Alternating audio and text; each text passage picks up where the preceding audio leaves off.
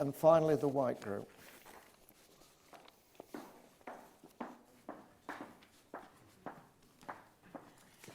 First of all, apologies for speaking twice. We had some reluctant speakers in my group. So we looked at the cross-section of work we had within our group, and we covered service provision, community engagement, advocacy, research, direct service provision by the government, and also education. And we actually felt unanimously the government had a role to play in all of those aspects. And we then spent about 10 minutes brainstorming how the government had supported our work and how the government had, at times, hindered it or not supported or obstructed our work. And actually, as I look at my notes in front of me, I can see the list is almost identical in terms of the areas they'd supported and also areas they had hindered. We had examples around legislation, we had some great examples from Ethiopia about the pro-animal welfare legislation that's recently been passed. And we had examples about the service provision, the regulatory framework that had created an enabling environment. We had examples of research and grants being given by governments. We had examples of statistics and disease surveillance. We even had an example from India about an equine insurance scheme that the government had been running. And an example of genetic protection as well. I think that was from Portugal. And on the converse of that, I get a very similar list. We had examples where the government had hindered legislation in some countries or not been pro it. We had examples from service provision where the government, sometimes there wasn't enough infrastructure to support service providers, veterinary service providers, para-veterinary service providers. And then we had another example of where there was perhaps too much regulation of veterinary service providers, and that was hindering the work with, for example, community-based animal health workers being illegalized. And again, we had examples with disease surveillance and animal census where equines weren't included in it. They weren't recognized and weren't considered important by the governments. So I think that by example shows kind of the complexity of this, and Mustafa alluded to the different contexts and different versions of the same story. And I think the one thing we did all agree on is that we did want some recognition of the importance of working equines by all governments. We felt that we wanted the equines to be included in initiatives where appropriate, but we also recognised that we had to be realistic about what governments could include and what realistically could be afforded and included. But also recognising that having equines recognised doesn't necessarily mean a monetary contribution. Sometimes creating an enabling environment can be through legislation and policy and doesn't mean increased funding, as always. So thank you very much.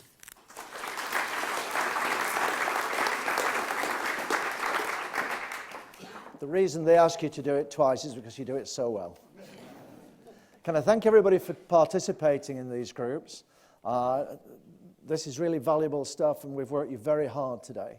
I subscribe to the theory that the harder we work you, the more you get from it and the more you enjoy it. So I'm sorry if you think we've worked you too hard. Talking of working hard, World Horse Welfare is very fortunate to have a very hard-working president who has very kindly agreed to come tonight and say a few words to conference. Not only is the Princess Royal extremely hard-working, she's an inspiration to everybody at World Horse Welfare. And so I could invite Her Royal Highness to say a few words to us this evening. I'd be very grateful.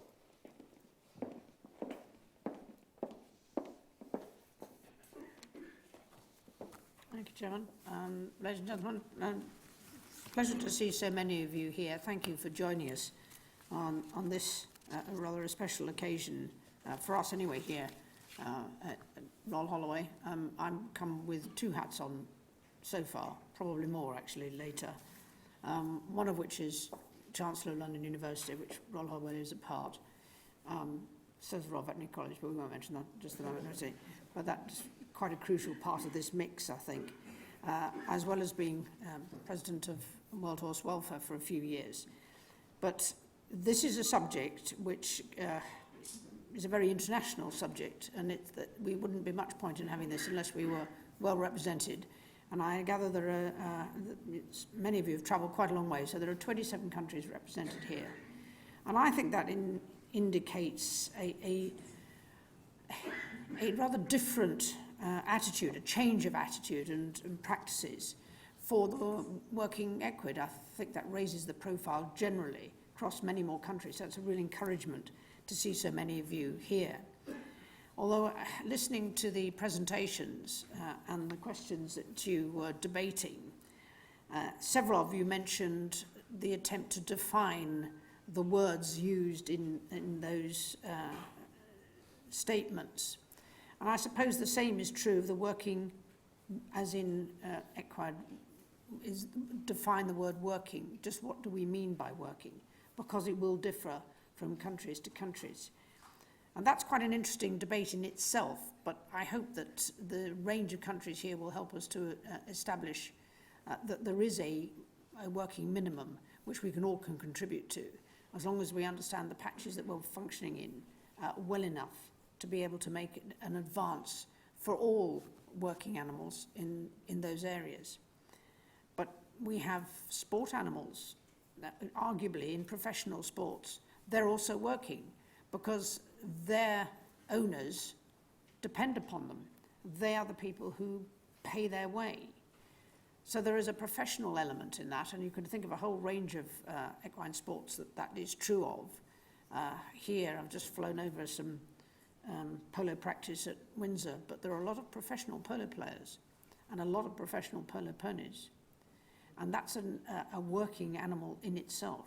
We probably don't think we mean that, but we also think of the producing, those who provide, in not just in terms of transport and logistics and energy, working fields, but provide meat. And that in itself is equally a difficult subject, but it is nonetheless animals seen as the equivalent to an agricultural animal. It's a working animal. I don't know whether any of you spotted this, but there was a letter in the Financial Times on the weekend from the States on this very subject of, but the headline for this particular letter was wild horses. And it must have been brought on by a suggestion how nice it was to see so many wild horses roaming the plains in the States. And the answer was, no, it's not, because they're damaging the environment. And the growth in numbers has increased enormously since they banned horses being used for meat in the States. It's not my pet subject, but this came out of the blue. And I just thought that was a really interesting adjunct to what you're talking about here. You're talking about the role of governments. Sometimes just little changes, apparently done for the right reasons, can create the most appalling downstream consequences, which actually nobody has really stopped to think about.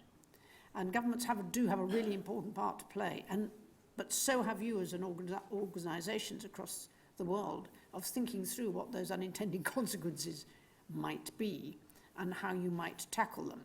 And I rather hope the fact that you're all here means that you're all ready to tackle those rather difficult questions, but hopefully together, because all of you will have had some experience of a whole range of different welfare issues as a result of animals being part of human development, not left to their own devices, not being challenged as a group of wild animals in the same way that perhaps other groups might be. And that human development sector, I think, has a bit to learn in this instance about the importance of working animals as part of that development. And they cannot be replaced instantly by some other convenient, mechanised way of doing business.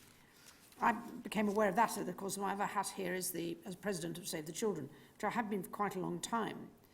Save the Children's focus, of course, is children. But the focus was also on having a sustainable environment that they could grow up in.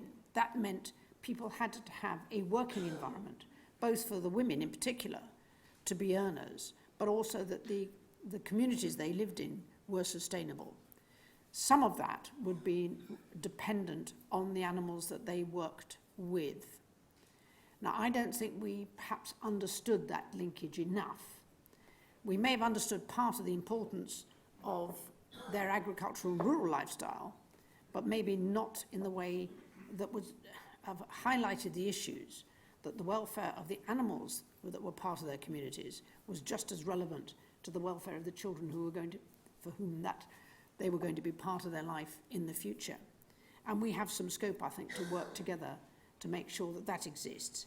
And I know another unintended consequence from development was the maybe slightly casual, perhaps not wholly thought through, donation of big tractors.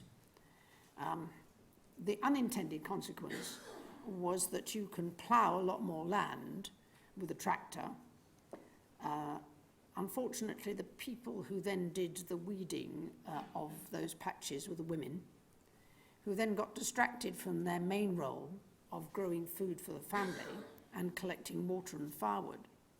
That in fact the health status of those families actually went down, not up, in spite of the fact that they may have been earning more money from what was essentially a cash crop. An unintended consequence, quite difficult to think through when you start down that road. But maybe they would have been better off if they'd thought through improving the power that they had available, which might have been horses, could have been donkeys, or could have been something else. But the holistic approach, I would argue, is understanding where all of those things might have been, in the long run, better to do that together rather than separating them and making an assumption that a tractor was the answer to their income generating problems, when it actually had a completely different downside. So the importance of understanding the role, particularly of working horses, in a community which still regards it very much as part of their income generating, that it is an important part of their ability to survive as a unit, is really important. There is another group which is perhaps less obvious that I am involved with, which is through the military with the Household Cavalry Regiment, that in more than one occasion in recent operations, both in Bosnia and in Afghanistan, both their farriers and their saddlers have been able to make an impact on people's sustainable and welfare issues of the animals that they worked with and were an essential part of their lifestyle because they recognized that value. So aid can come from the most unlikely directions in that sense, but they were people who understood the value and the need to improve the training to make the welfare of those animals that much better. All of that has its place. What I'm hoping you're going to do is to pull those strands together to not overlook any of the issues that you come across, which are different, that recognize places in the world which have that maybe different attitudes to relationship with working horses. And you understand that reason, and you understand where maybe training is more critical, where resource support might be more critical. But there's a whole range of issues here which you will understand that come from your particular areas. But all of us need to learn what they are in a holistic way, and we all need to learn to communicate with each other to make sure we make best use of the knowledge and experience that we will have in the end to make an impact of the welfare of working horses, wherever they might be, and even more donkeys probably worldwide. That's quite critical. Events like this do give us an opportunity, I think, to make a real impact. Yes, through formal sessions like this, where you can be focused on certain issues. But I hope, I haven't just looked at what you've been doing today. I'm surprised you got this far without falling asleep. It's been really busy. But I hope that the informal bits will be perhaps even more constructive, because that's where you'll swap your email addresses and your telephone numbers and the ways that you can keep in touch, and the particular issues that you believe you can network best on. And that's a really important part of what you can do here. But I do think that raising the profile of the issues, particularly in linking with human development, and understanding how we can influence those who work in the human aid development world to understand the importance of what can be achieved through working animals and their welfare, is vital. But how you do that I think is an equally important part of what you're going to do in these 3 days. I think evaluating projects, I mean, I would say this, wouldn't I? But I think Save the Children has always been quite good at evaluating projects, not on a narrow basis, but on a broader scope of the value to a community, not simply on a child. And I think somehow we've got to be able to evaluate to a perhaps more sceptical audience, the value of the working animal to that community in the long term that will make a difference. That's not an easy package to put together, but I think we can do it better than perhaps we could in the past, and really needs to be thrashed out into how we might be able to do it better. And then the onus is on us to make sure we get out there and when we go home and make use of the messages and what you've learnt here, the networks that you've established here. And hopefully we can do away with some of those unintended consequences. Sometimes with all the best intentions at heart, but not having had the vision to see through the impact that it's going to be on a broader scale. You represent a very wide range of knowledge and expertise. And the very fact that you've travelled all this way to come here means that you have a real passion and an interest for what you do. And I hope you'll find that meeting other people with the same interest and enthusiasm will help you in all sorts of different ways, but in the way that you need in your own particular patches of your own organisations. But from us, from World Horse Welfare and those who helped sponsor this event, a very big thank you for taking the trouble to come and join us. And I certainly look forward to seeing the results of all your hard work. Let me tell you to share the posters.